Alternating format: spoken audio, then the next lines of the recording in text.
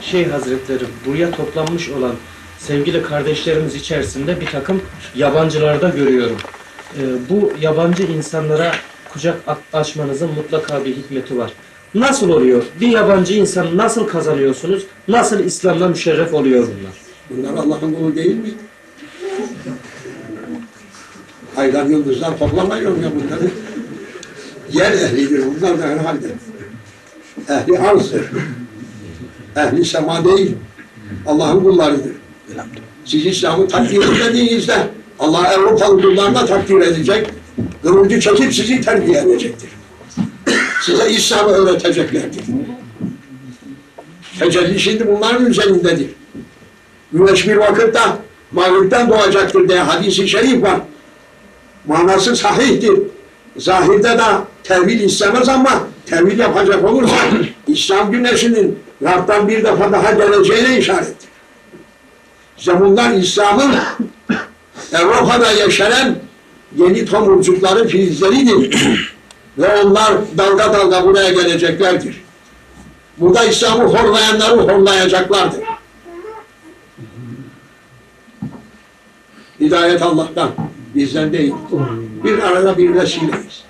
Şu nedenle sordum. Bazı cemaatlerde ben örneğin bu kardeşlerimizin içerisinde, müritlerin içerisinde yabancı menşeli birine rastlamamıştım. Yani sizin ayrı bir özelliğiniz mi, hususiyetiniz mi var? Nasıl olur? Bana ait değil o da. Cenab-ı Hak o hususiyeti bana vermiş. Ben papayla konuşsam papa Müslüman olur. Papazla konuşsam papaz Müslüman olur. Cezvitle konuşsam cezvit Müslüman olur. Vehhabiyle konuşsam Vehhabinin inadı artar. Dengini beğenen Müslümana meram anlatamam. Kibrini bıraktıramam.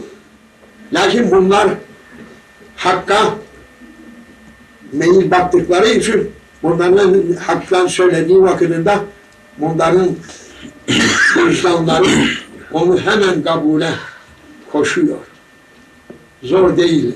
Bunları Müslüman yapmaktan kolay bir şey yok. Lakin Avrupa'ya gelen bizim gerek İslam ülkelerinden gerek buradan gidenler, davet için gidenler böyle üstten baktıkları için, kibir azametle geldikleri için bunlar onları dinlemez. Bunlara tevazuyla yaklaşan, bunlara hürmetle, sevgiyle yaklaşan kimseler bunlar can kurban ederler. Allah'ın kullarıdır bunlar. Bu sokaktaki uydurma adam değil, bu profesördür. Burada duran Alman profesörü, doktorudur. Efendim, yüksek tahsil sahibi olan kimsedir. Cemalüddin hakeza. Efendim, her birerleri yüksek mektep mezunu, meslek sahibi kimselerdir. Yani abur cubur adam değil. Ki biz onları aldatabilelim, kandırabilelim ve dine çekelim. Yok. Şeyh Hazretleri, Türkiye'deki çeşitli cemaatler var. Bu cemaat mensuplarına ne tavsiye edersiniz? Onlara bakış açınız nedir acaba? Bu çeşitten bıkmışım zaten. Bu çeşitlilik parçalı bulut gibidir. Her birisinde bulutların rahmet yüklüdür. İlahi ferman gelip de yağdırmıyor. Bütünleştiği vakit bulutlar rahmet ediyor. Başka tavsiyem yok. Bu isimlerini bıraksınlar da bir tek isim altında ecdatlarının vurduğu ebed müddet cihan devletinin ismi altında bir kuruluş yapıp toplansınlar. Ki ecdadımız Osmanlı ne kadar Müslüman milletleri varsa hepsini tek hüviyet altında toplamışlar. Toplamaya muvaffak olmuşlardı. Maalesef şimdi Arap'ın Suudisi var, Ürdünisi var, Surisi var, Irakisi var, Yemenisi var, Mısrisi var, Sudanisi var, Tunusisi var, Cezayirisi var, Marrakeşisi var, var. Araplar bile kendi hüviyetlerine sahip çıkamıyorlar. Diyemiyorlar biz Müslüman olan Araplarız. Uydurma isimler ünvanlar altında parçalanmışlardır. Onun için bir kıymet ifade edemiyor. Şeyh Hazretleri bu arada bazı çevrelerin hummalı bir çalışması var. Hummalı bir hazırlık içerisindeler. Ne humması? Malum Sarı humma. yılbaşı yaklaşıyor. Hazreti İsa'nın doğum yılını örnek almışlar. 0. yıl kabul etmişler ve bu miladi yılda onların Noel bayramını idrak ediyorlar. Ne düşünüyorsunuz yılbaşı hakkında? Düşünecek bir şey yok ki. 70 yıldır bu istikamete zorlanan bir cemaatten başka neyi bekleyeceğiz? Efendimizin doğumunu tesir etmelerini mi bekleyeceğiz? Yok. 70 yıldır boyuna efendim beyin yıkaması derler de beyin yıkaması değil, beyin pisletmesi manasınadır. İslam'dan uzaklaştırmak yolunda yapılan her telkin beyinlerini yıkama yerine beyinlerini pisletmek manasınadır. Maalesef 70 yıldır bu millet, bu insanımız efendim bu yılbaşıyla kafaları doldurulmuş. Efendim kendilerine diniliği bırakın, dini amanede bir şey kalmadı zaten. Ancak efendim bu Hristiyan adetlerini şimdi kendilerine tabirleriyle gelenek haline getirdiler. Kendi yeni gelenek ve devam ettirmek kastındadırlar. Başarırız. Katiyen kabul edilemeyecek bir şey. Evinde yapayım, evinde de yapma. Hindi yerine tavuk keseyim, tavuk da kesme. O gece zeytin ekmek ye. Hiç olmazsa eğer dini yönden bakacak olsa İsa Peygamber doğduğunda anası efendim Cenab-ı Hakk'ın emriyle acıktığı vakitinde altında durduğun hurmayı salla, dalını salla da sana taze hurma düşsün. Hiç olmazsa sofrasında taze hurma koysa Kur'an-ı Azimüşşan'a uygun belki İsa Peygamber'in doğduğu gecedir diye tazim etmiş isabetsin ve hurma yesin. Lakin yani bunu tabii ben böyle yapılsın diye değil, öyle yapılsa belki kabul olunur. Halbuki onu da biz Müslümanların, Hristiyanların İsa Peygamber'in doğum günü diyerekten söyledikleri günün doğruluğuna inancımız yok ki. Katiye ve katibete. Yanlıştır. O gün değildir. Lakin bunlar dinlerinin hepsini uydurmaya döndürdüler. Hristiyanlar bir gösteriş dinidir. Hakik anlamda bir şey bırakmamışlar ki biz bunu söyleyelim, böyle yapın diyelim. Gereği yok. Çünkü İsa Peygamber'in doğum günündeki efendim ihtifali bizzat şeriat icra ediyorum dediğiniz Suudi men eder. Suudi'de yasaktır. Burada Suudi'nin yetiştirdiği doktor ünvanlı bir sürü cahil vardır. Onlar da Mevlid'i men eder. Mevlid-i Şerif kıraatını Mevlid ayında yasak eder. Yasaktır der, bid'attır der, bilmem nedir. Kendileri bid'at sahipleri. Onun için bu hummalı ki onlar o sene içerisinde humma bırakmaz. Ama bu kendilerinin keyfini kaçıracak hummadır. Bu hummalı yılbaşı hazırlıkları yapan kimseler gelecek kendilerine göre yeni gelen o senenin içerisinde kendilerini tutacak hummalara hazır olsunlar. Şeyh Hazretleri son olarak şunu sormak istiyorum. Müzik konusunda bir takım eleştiriler alıyoruz. İslam ve müzik ilişkisini de izah eder misiniz? Sizin buradaki sultanınız söylemiş. Müzik hakkında nedir? Bize bu nağmeler cennet kapılarının açılışının sesini kulağımıza yetiştiriyor. Vecde getiriyor. Semaya kaldırıyor demiş mübarek sultan. Bir ham kişi oradan atılmış demiş ki bize de öyledir ey pir. Hayır size öyle değildir demiş. Tek hayır dediği o gün olmuş o mübarek sultanın. Hayır demiş size cennet kapılarının kapanışının sesi geliyor. Anlaşıldı mı? Bize cennet kapılarının açılışının nameleri size kapanışının namesidir gelen. Yani siz nefsaniyetiniz azar, bizim ruhaniyetimiz alır. Nağme İslam'da yasak değil. Zeyyunu esvatekum bil Kur'an hadis-i şerif varid olmuştur.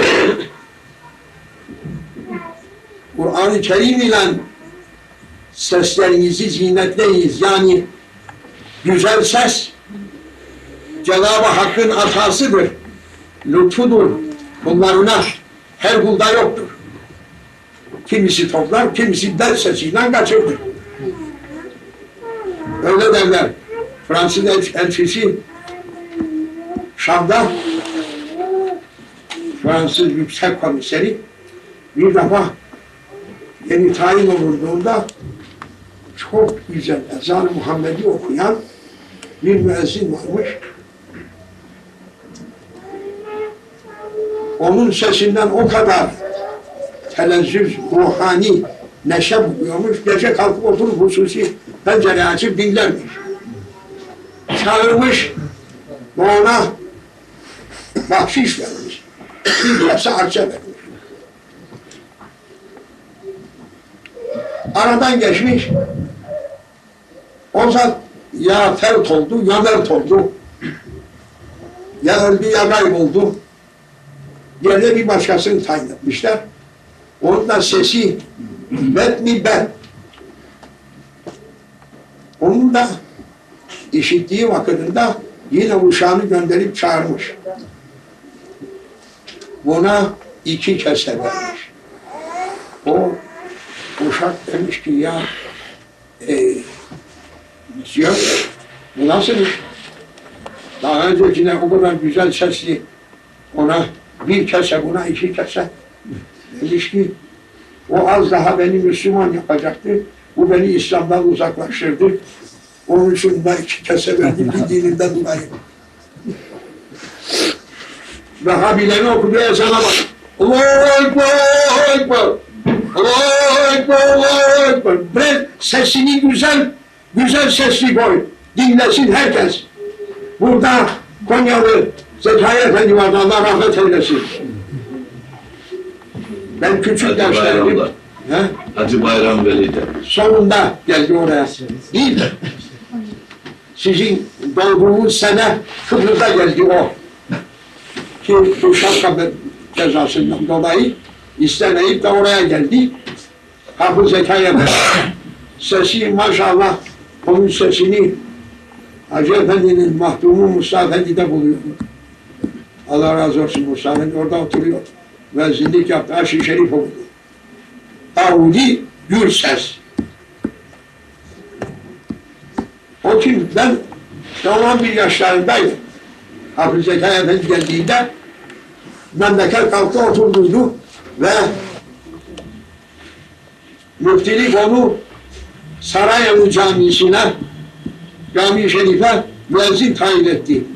Bu Cami-i Şerif maalesef bugünkü günde, bugünkü idarenin belasından dolayı KKTC'nin hala nikah dairesi olarak kullanılıyor. Koca bir memleketi Allah bize verdi. O kadar ulu emlakı elimize geçti. Saraylar elimize geçti. Bir oda tahsis edemediler. Bir salon tahsis edemediler. Kıbrıslılar. Nikah için Cami-i Şerif'i bozdular. Kime şikayet edeyim? Erbakan gelir benimle görüşmez, gider.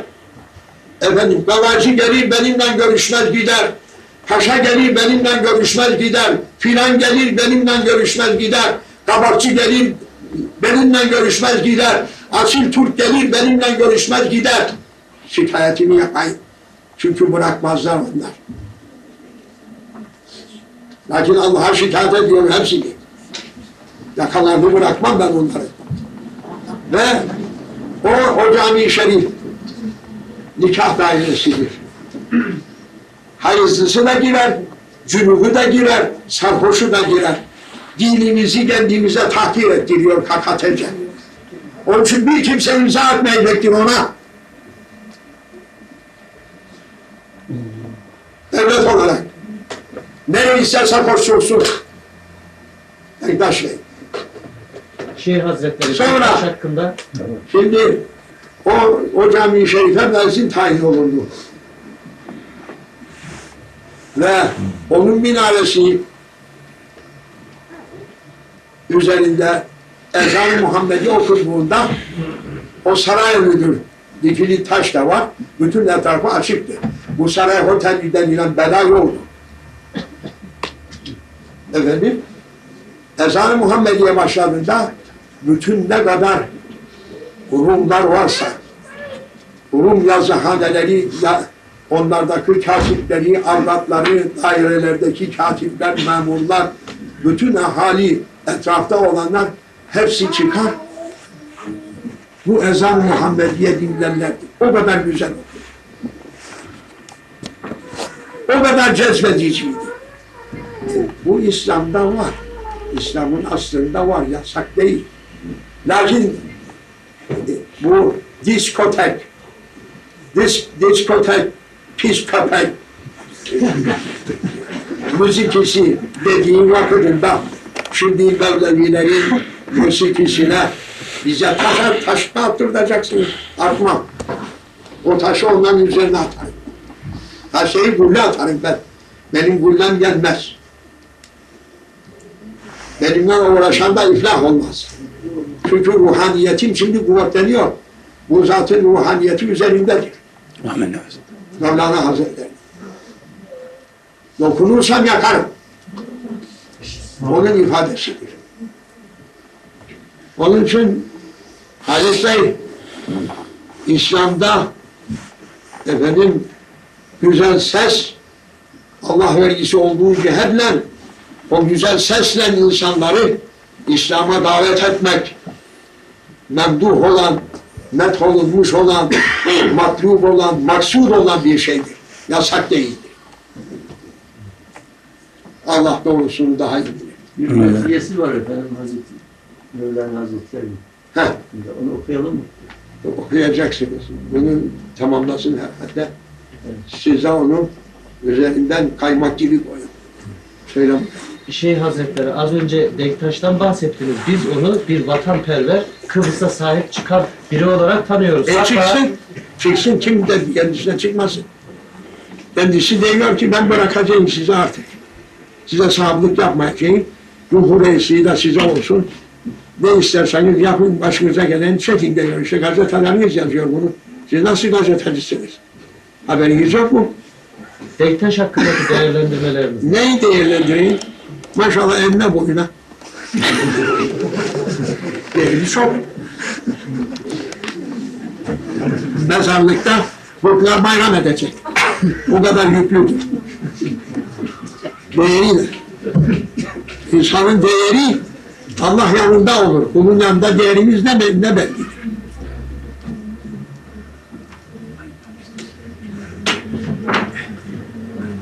Şeyh Hazretleri çok teşekkür ediyoruz. Bilgilerden dolayı.